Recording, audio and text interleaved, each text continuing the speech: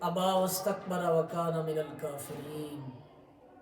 جب ابلیس نے انکار کیا تھا اس نے دلیل دی تھی، اس نے کہا تھا جی ہاؤ از اٹ پاسبل، یہ کیسے ممکن ہے کہ خلقتنی من نار و خلقتہ من طین، دلیل دی تھی اس نے حق کو، کیونکہ ایمان نام ہی غیب کا ہے، غیب کو تسلیم کر لینے کا، بن دیکھے مان لینے کا نام ایمان ہے، اور عقل میں نہ آتے ہوئے تسلیم کر لینا یہی تو ایمان ہے۔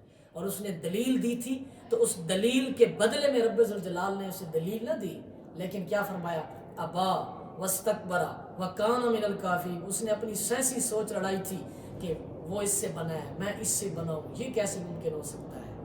تو اللہ تعالیٰ نے فرمایا نہ، اس نے تکبر کیا، اکڑ گیا، کافر ہو گیا۔